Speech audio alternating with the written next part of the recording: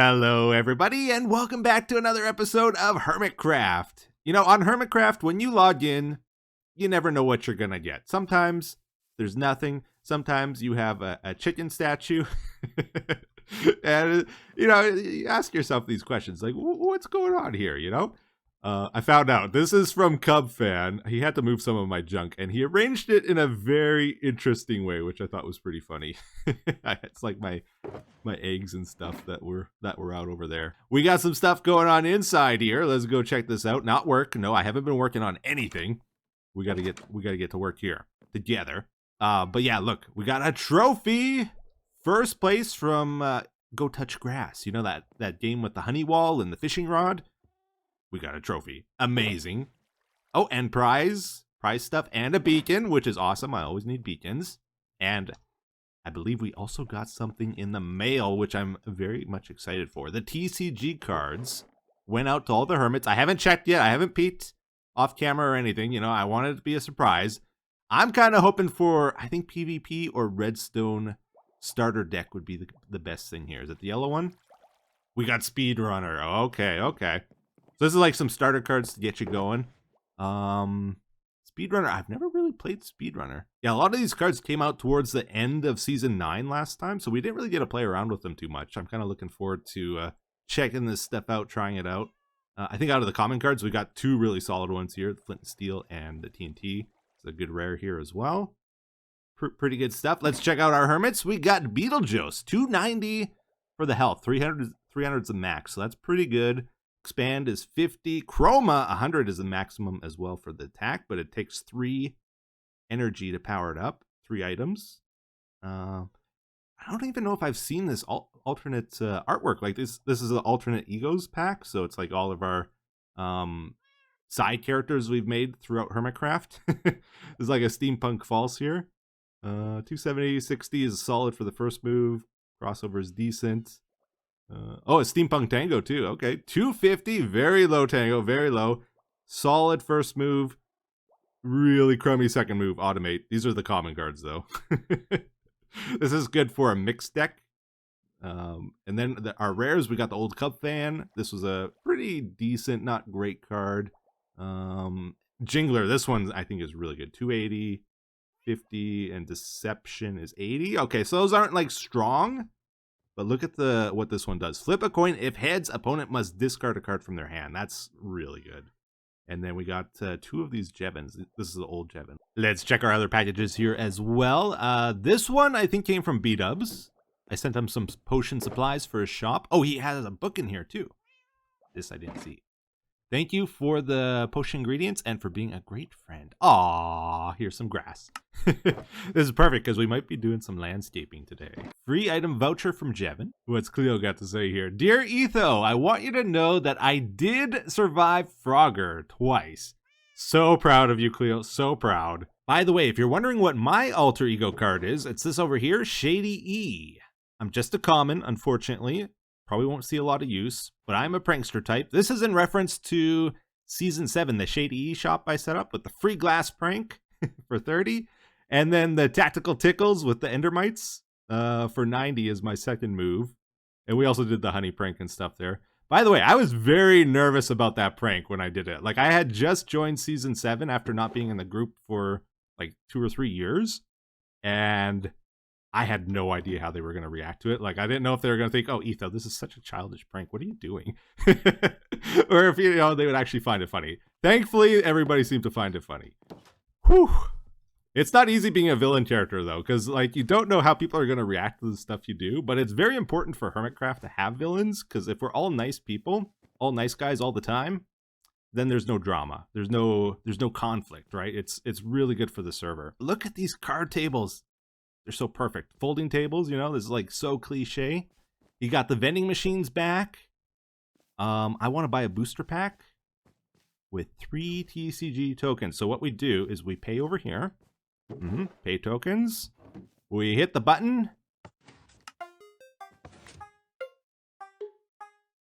It's the theme song I did for the shop back in Season 9. But Joe Hills, he jankified it a little bit. It's a little, makes your eye twitch a little bit. All right, what do we get here? We got, Flint and Steel, yes.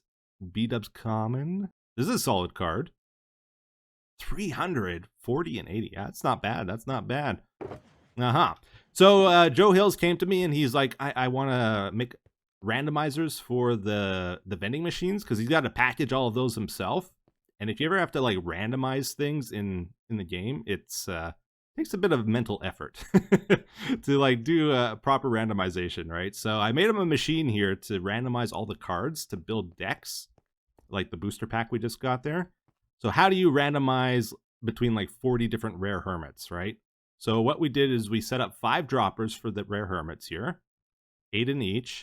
And then when we hit the button here, it randomizes each of the droppers. It picks one from the 8s out of each of them. And then those 5 combine in here that get chosen. And then it randomizes again between those 5. And then it clears out the dropper.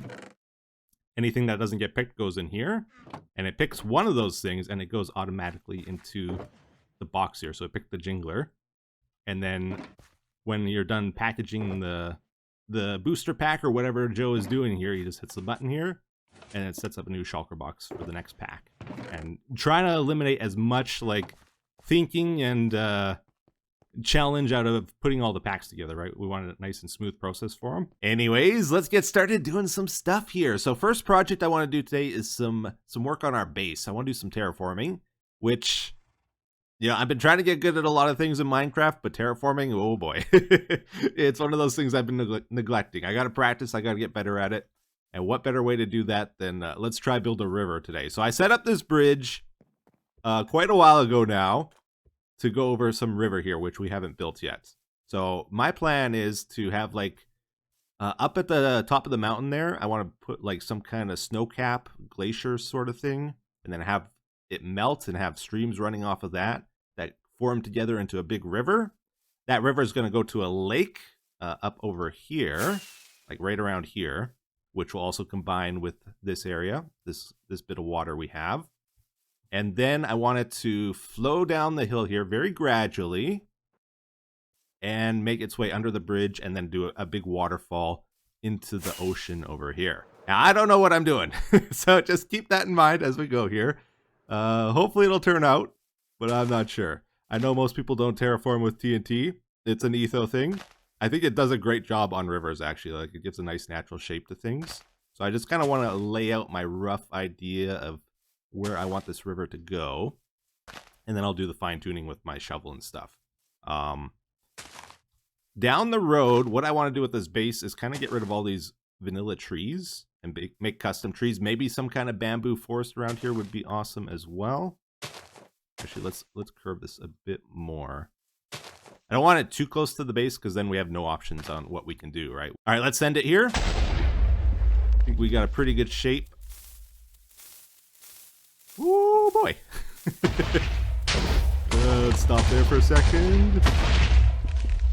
Good. All right. How's that look? See how much space that clears out with just one little bit of TNT? So that'll give us a good idea of how we want it. Awesome. Okay. Oh, one more. Perfect.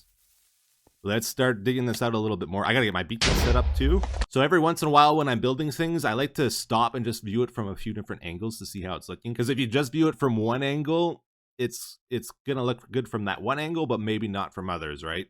So this is like a pretty standard angle I'll probably view our base from right here. And we can see the river in this shot. How's the river looking right now? Not the greatest. It needs some work, right? That spot looks a little tight over there, so we got to widen that. That looks unnatural over there, that little bit of land. I think I do like this little bit of hill we have going on, but we might recede it back a little bit. So I want to lay down the mud foundation first, like the base level, like where we're not going to go any deeper than that. And just sort of define that, sort of figure out our gradual slope to it. So I got one drop down here, for example, and we might go 20, 30 blocks before we have another drop down. And just kind of figure out the depth, and then we widen it from there. And then we start adding our details once we got all the shaping figured out. When I'm building in this game, I like to have logical reasons, almost like rules to why I'm building the way I am. And as I was working on this, I had a thought, like, why aren't we making this a perfectly straight river? Well, we know the reason is because it's boring, right? But we don't really have a reason to explain why it curves in our build. In real life, like, what's stopping the river from just continuing straight right now? Well, it's probably going to hit some kind of dense rock or a boulder or something, and that'll divert it to the right. So I think we need to put like a boulder here, some hard rock to make it explain why it's turning. And we kind of had some rocks around here, and I kind of shaped around that, and it's like, oh yeah, that kind of makes sense. So we have like a boulder here, for example. So that will divert the water a little bit to the left, and then you see it kind of goes a little to the left here, and then there's another boulder here, so then it goes to the right. And that way we can get these little bends in the river that kind of makes sense to us. If we had all that foliage stuff, you could use that on the river edge. But I like the flower pot as the chimney top. That's clever. Yeah, totally thought of that myself. I'm pretty smart. Yep. Are they loading for you right now? I think a lot of people on the server copied me, though. I don't know about these little... I think Beat Up Starter House has it even. Like, my goodness. Oh, man, that's crazy. Pearl's base is just massive. Love it. She's giving me the best view over here. Yeah. Yeah, for real. I want to make the path here, like, kind of go down here, too. Yep. Maybe behind the waterfall. You need to have a straight across. path. Yep. Straight shot right to the edge. And this has to be all cleared. At least for a little bit. Oh, really? Yep. Because, dude, coming out of your house, even though it's not your build, coming out of your house and having like a little bit of a tree framed view of that base. Right. Yeah. That's a good point. Like, I need a tree Instead over of just here the side of the and mountain. a tree on Yeah. that side to kind of focus your attention, right? That's a good idea. Yeah. Yep. I think that's What a good if idea, you actually. built what if you built like one of those like scenic overlook? Yeah. Yeah. Not a bridge, but what's the word? Like a balcony type thing. A balcony, that's what I'm Exactly. looking for. Yeah, like a scenic Yeah. overlook balcony with like supports and stuff. We're getting slightly distracted from the river, but I think B-Dubs actually made a good point there about this hill. So I'm going to try remove it and just make it so we can see Pearl's base a little bit better. Oh, wow. Look at that. That makes a huge difference, doesn't it? I think it's a good change. We can see a little bit too much of it. Like you said, we should frame it in with trees and stuff. And this is a little bit too flat over here and needs decorating and all that stuff. I think when it's all done, it's going to look pretty good. Yeah, I'm so out of my element here. It's insane. Like, I have zero experience making rocks in this game, and I got to make some rocks now, right? We're doing this to gain experience, though. So the next time I have to make rocks, it'll be like, oh, I've done that before. I know what I'm doing. It's funny, like redstone stuff, I can get done so fast at this point in this game because I have so much experience in it. Those 7-segment displays in Ravager Rush, for example, a pretty complex build. Designed those from scratch in less than 5 hours. These rocks are probably going to take me over 5 hours because I don't know what I'm doing. Oh, so we kind of got a shape of a rock here. But we don't want to make it all out of stone, because if we make it all out of stone, it's not going to have any definition to it. And when we start lumping several rocks together here, they kind of just all blend together and it looks like a big blob.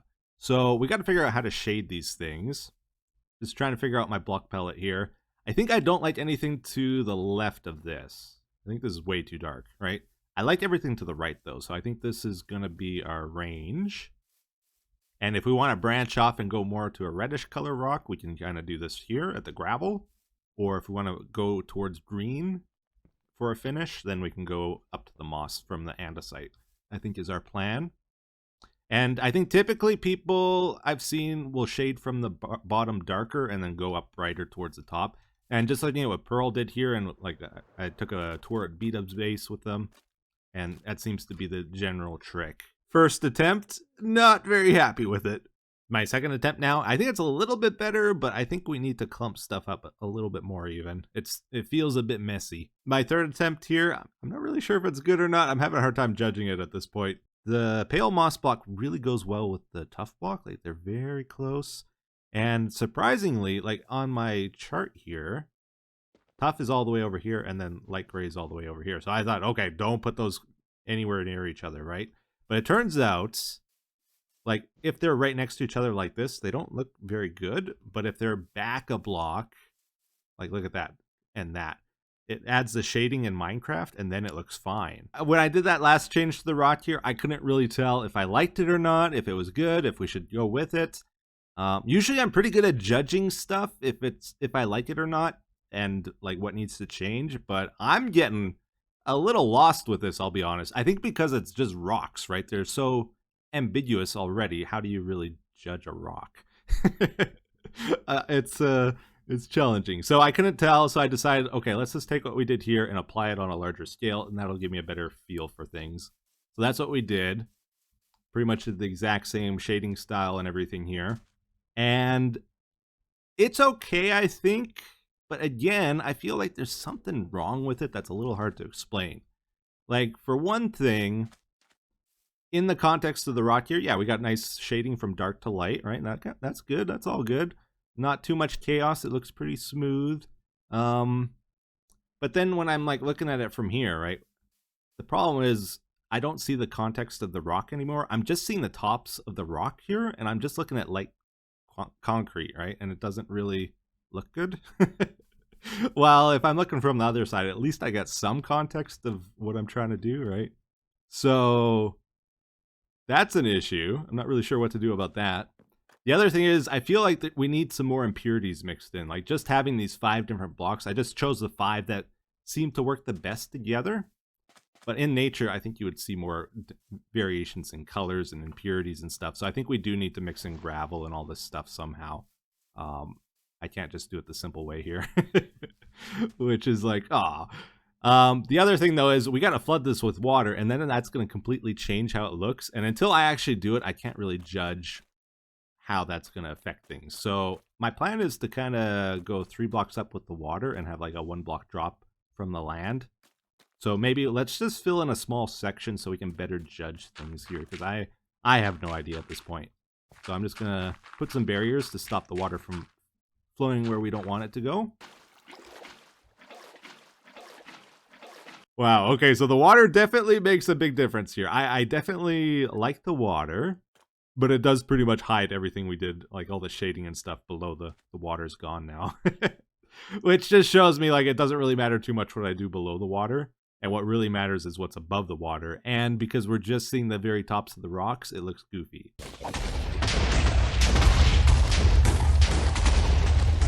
Okay, we have jumped ahead quite a few hours in time here, because this is taking forever. Oh my goodness. Nobody told me terraforming takes this long. I just had this thought, I was like, oh, I'm going to terraform my base today a little bit, It makes such a big difference on the overall look of a base. I never even thought like, oh yeah, the reason it makes such a difference because you're literally moving thousands and thousands of blocks in your base when you terraform things, and that takes a bit of time. So this is all still very rough. We're still in the shaping phase, not the detailing phase. So these rocks are going to get changed, I'm pretty sure. But we got the river in and figured out here. The river bed's all done. And I was experimenting with the idea, maybe let's put in a beaver dam. I've never seen a beaver dam done in Minecraft before. I thought that would be a fun little thing here to kind of explain why the water level's higher there than it is over at the river. And this is still rough as well. I want to detail it, I think, with the mangrove and maybe some jungle logs, maybe some moss, maybe some like stone buttons or something, because beaver dams are made of like clay or mud, stones, and sticks mainly. And the mud here is kind of like the mud and sticks, right? So maybe we just have to get a couple stones in there too. And yeah, we got the lake figured out here as well. So I TNT'd this out, shaped it out with my pick, and put the lining in for the lake. Again, we're not going to see any of this probably once the water's in, but if someone's using shaders or whatever, you can actually see through the water surface then, and it might matter. But yeah, we're gonna flood this now. Oh, check it out, everybody. Joel is the Froggy Champion once again for the month of December at Ravager Rush with a score of 125. Absolutely insane. That makes him back-to-back champion. He didn't have a lot of competition, honestly. We only made a diamond off the shop this month, everybody. Oh man, it's going downhill. I'm going to be hitting the poor box soon here. I need to come up with new business strategies to make money on the server soon, because, oof, yeah. But still, 125 is an amazing score, regardless. That's really hard to do, so congrats, Joel. And he does it again for the month of January. 186 on his first try. Somebody needs to stop this guy. All right, everyone, we have jumped ahead in time again, and check it out. We got the lake filled in now. Looking like water. Very good. Yeah, there's not a lot of details. We'll get to that later. We just want to do the main shaping today because I do want to do some of the other stuff this episode, but I'm planning on like putting like a bunch of rocks around here, some bushes, some trees, thinking about a waterfall over there, like 5 to 10 blocks tall, some kind of stone cliff maybe around here too would be good. And then we got to work around the house and figure out the rock situation. There's a lot left to do with this. We can't do it today. But I did try detailing the beaver dam, and I think it actually turned out pretty good. This is a bit of a tricky thing because beaver dams naturally are very chaotic, and chaos isn't necessarily good in Minecraft. It can really make something stand out, and not always in a good way. I tried adding like fences and stuff on this, some stones. It just was too much, so we left it pretty simple. Because really all we want this to be is some unique feature to the base that gives it character and explains the terraforming, why it is the way it is. But we don't necessarily want this to be a highlight that we stare at. The other cool thing though is because we've added this big feature of like a beaver dam to our build, it almost works like a runaway detail train if we want it to be. Like we can just have the beaver dam, or we can try incorporate other parts of beaver life into our scene here. Like we could have a beaver lodge where they raise their families, right? On top of beaver lodges, often there's bird nests because it's in the middle of the pond and it's safe from predators, right? We could have a coyote stalking the beavers on the outside of the lake or something. You know, lots of little details like that. Fallen trees that the beavers have been chopping down. And we got to add the beavers themselves too, right? So I actually spent some time trying to figure out some beaver details here.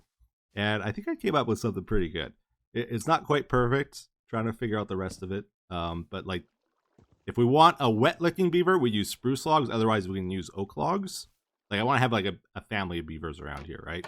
This is the tail. And I figured out a cool trick. Like we can do this for the button nose. And then, look at this. Banners for the teeth.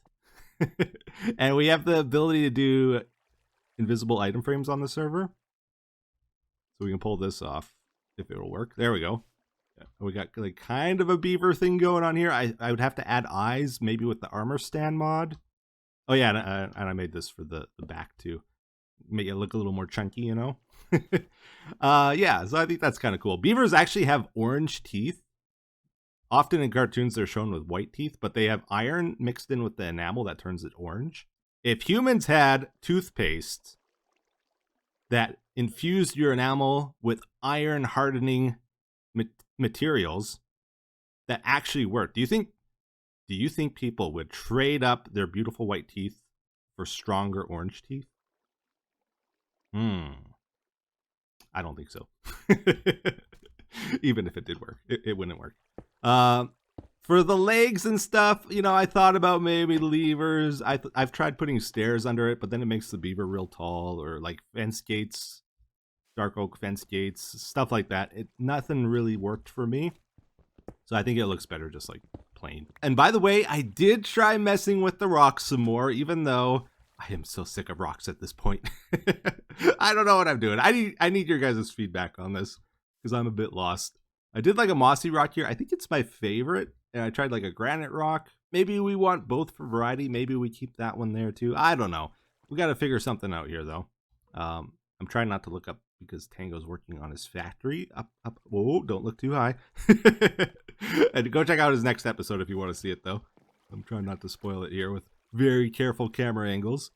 Yeah, something kind of cool at this I noticed is the new moss carpet. It almost allows you to make like a half moss, half mossy cobble block when you put it next to moss. They go very well together. That's really neat. And I did, let's go free cam for a second here. Careful not to show Tango's base. I did sort of just very roughly shape out the waterfall. Like it's very rough. But it's there. It's making progress. We're doing good things. But I think it's time we get to doing some other stuff here. Yeah, hello. Oh, God. Surprise. Hi, you made me jump. How you doing, bud? Good, how you doing, man? I am all right. I'm all right. Had a busy day, and then I had to do something for you all of a sudden. For me specifically, like Yeah, yeah. what is this? Specifically for you. Yeah, just follow me. You have me so curious now. You'll know what it is in like a few seconds. Okay. If any of this is like something you don't want to do, I can take care of it for you. Okay. This sounds like a work project, Xisuma. Oh no. Oh no. This will be pleasure, not work. Oh, this is the museum stuff. Yeah. Okay. The fan art gallery. I think I've seen some of them already, but we'll see if any of them got chosen here. Yes, I saw this one. This is so cool. Oh, I didn't see with all the little ethos on though. That's a new addition. So somebody made a 2D version of Ravager Rush, decked out too, running from the Ravagers, right? That's the one. This one's it called looks so good. Scootin'. It looks so good in game. By Vaguely. I like my expression there, like I'm in full panic mode. Oh, this one's super detailed. Wow. Yeah, this is gorgeous. Me and my garden. Which season is the garden from? Is it this season? I'm guessing that's from this season, but I kind of had a garden area in season 7 as well, but it didn't really look like this. I think this is from this season, if I was to guess. And is it me, or is there a little fox hanging out in the bush over there? Oh, is it? Oh, yeah. Okay, so that's from this season for sure then, because I got a fox in my berries. This is number 3. Yeah, this one's number 3. Yeah, that's right. Full frog suit. So cool. Yep. Frog suit onesie. I like the verticality here. Yeah, that's cool. It's a little bit of a different shape. Oh, yeah, I saw this one too. This one's really epic looking. Yeah, the decked out hard run. Gives me second level vibes, that's for sure. Yeah. Very good lighting on this one too. Like I like how it reflects off the shoe like that. Yeah, so first off here, I want to give a big thank you to Xisuma for setting up the art museum here. He did the build, and he did a lot of the behind the scenes work that went into this. Like you had to get all the fan art licensed a certain way for us to show it properly in our videos here, and he took care of all that for us. And I also made it a little bit more difficult for him because I didn't want to judge the art contest myself. I didn't feel right about judging art when I know so little about it, and just like choosing favorites. So I got Xisuma to do it for me because I'm a wuss, and he took care of everything. So thank you, Xisuma. And then I also want to give a big thank you to everyone that submitted art to the contest. Much appreciated, even if you didn't make the big 5 here. You know, I'm sure a lot of people saw it. I had my eyes on the Reddit thread as well, and I appreciated every artwork I got. And just in general, I really do appreciate all the fan art I get from you guys. It's one of those gray areas, kind of. Like, I would love to show it in the YouTube videos here, all the fan art I get, but I'm not really supposed to do that legally.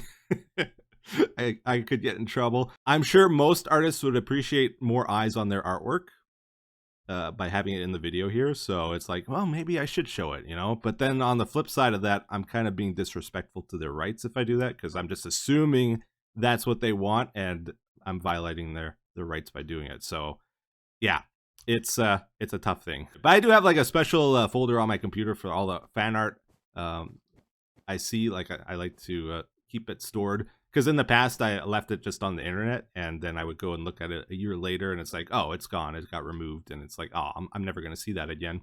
So I started making my own collection. Yeah, so with our thing here, I just spent a little time decorating it, making it a little bit more presentable. It's kind of a tricky thing because like I need to add clutter to the space to make it feel more cozy, more lived in.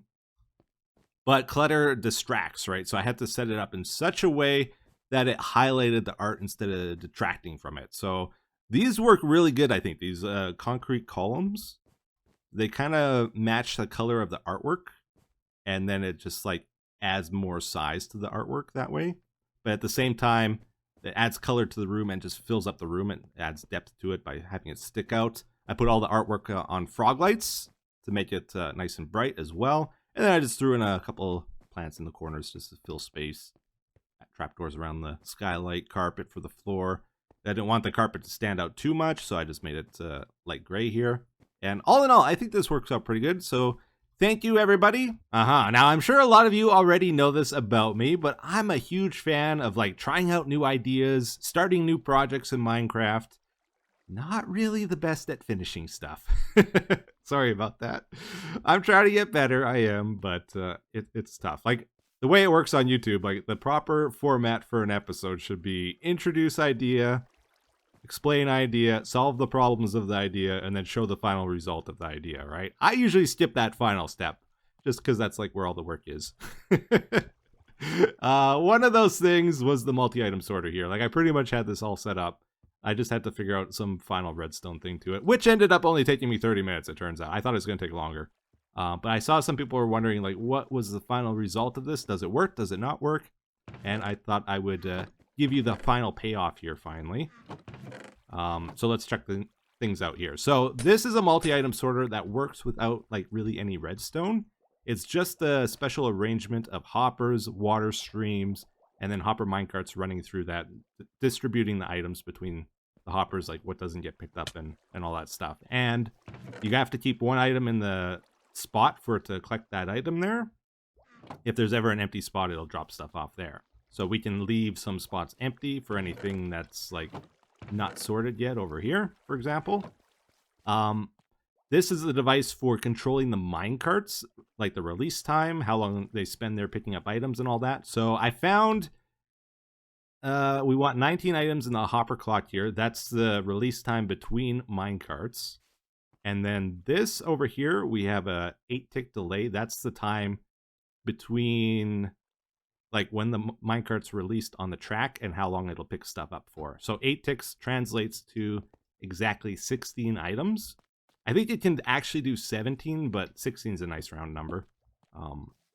So yeah, let's check this out. So all we got to do is drop stuff off in this chest and it'll distribute it through our multi-item sorter.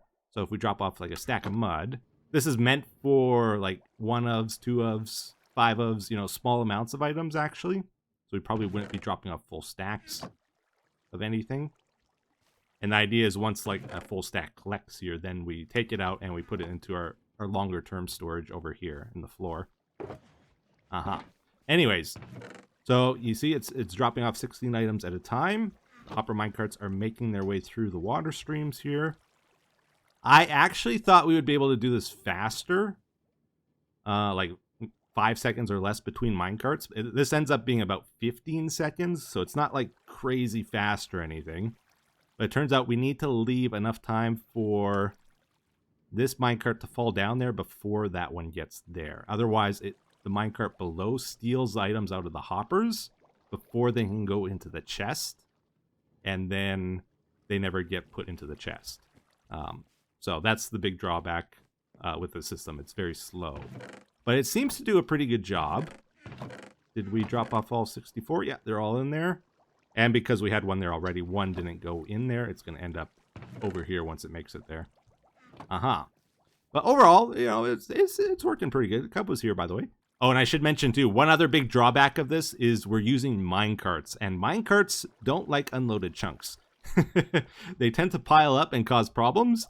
So you might need like some kind of nether portal chunk loader, or ender pearl chunk loader might work, especially if you're single player. In multiplayer, like you could log off while this is running, and then if someone else is in the area, they could mess it up. Now, if you've been watching any of the other hermits, you might have seen something about people getting exiled. The spawn on the server has been moved millions of blocks away. So if we die without our bed, we're exiled. There's like no coming back.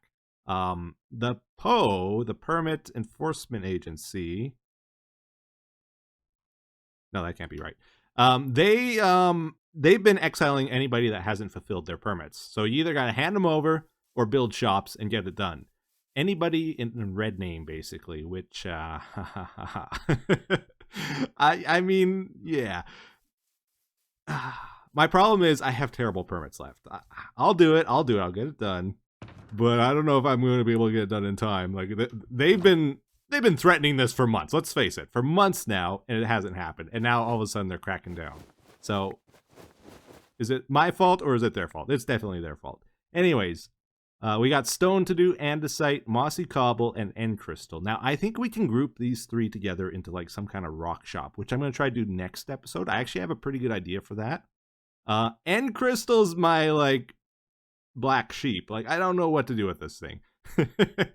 I've had some ideas, but it's probably the worst permit, honestly, because For one thing, they are crazy expensive to craft. Like you need gas tiers, you need blaze powder and end pearls for the Eye of Ender, and then it's like a ton of glass and you get one. You need obsidian or something to place it on, and I don't have the obsidian permit. So I'm selling people something they can't use at my shop. And then the worst thing is, even if they do want end crystals, it's like a super low demand item, okay? So haven't been too excited to do it, but we'll get it done today. Yeah, so I think by far the trickiest item for us to get in this recipe is the gas tiers. So I want to actually set up a gas farm in the nether. Over in the Soul Sand Valley, it has a higher spawning rate for the gas. And then all we need is like a giant minecart collection system to pick up the gas tiers when they fall. We'll get gunpowder doing this as well. And then we put down the spawning layer and wither roses on top of that, so when they spawn in, the wither roses just automatically kill them, and then we'll put a layer of glass over that to keep them from getting out and shooting everything. And that should work out pretty good. I actually got a surprise while setting this up though. They do not spawn on frog lights, and I'm not really sure why. Is it the light level or what? Because frog lights are a solid block, right? So yeah, I don't know. All right, so check it out here. We got the gas farm all finished up, and right now I'm on a platform up in the sky. But if we go into free cam for a second and look down, we can see our gas farm below. The idea is we want to be at least 128 blocks from the nether below the ceiling. If we're close, then stuff could spawn, like for example over here, and that'll take mobs away from the potential gas we could get on our platform.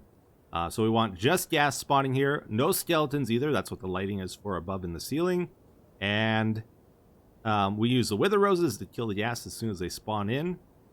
You can see all their precious tears on the ground here. Below is the minecarts going around picking them up. And I split this into two halves. That way we don't have to worry about the minecarts running into each other or anything like that. And they can cover the whole area in less than 5 minutes, so we don't have to worry about items despawning. Works out pretty good. They drop the stuff off in a double chest below. And I got some end crystals now. Woohoo! This episode is getting very long. We got to wrap it up quickly here. But we still need a shop for our end crystals, right? We got to sell them somewhere. I would love to just build a pop-up shop for these things. Like, honestly, they are not worthy of a real shop. Like, nobody's going to buy them. And if I don't sell them, nobody's going to bother making a farm for them or anything like that in the future. So it's like, either I sell them somewhere or they'll never be sold, I think. So I'm going to take a calculated risk here. Now, I can't make a pop-up shop. It'll get called out right away. But something that might not get called out is if we take over an abandoned building in the shopping district. Like somewhere, someone built this shop, but like they never actually put anything inside it. And I have the perfect place right over here. The interior never got done on this place. It's been months. I don't think Scar wants to do anything with this, honestly. I'm lagging, by the way. Yeah, so what if we just take over this place? You know, we got 4 walls, we got a roof, we got a door. It's perfect. I don't think this counts as a pop-up. The only thing we got to worry about is if Scar kicks us out, which he might not, because in order to kick us out, he'd have to show this in his video. And I don't think he wants people to know he never finished this. Like, he would have to... He would feel compelled to have to finish it if he ever showed it on camera again. So he might leave us. He might leave us alone. We'll see. We'll see how it goes. I'm gonna just advertise a little bit with the crystals out in the front here. You know, get people into the door. And be very careful around these things. I got our sign, the Poe and crystals. Yep. All good there. I think we're all set. Thanks for watching, everybody. Hope you enjoyed it. Until the next one, take care. Have a wonderful day. Bye-bye.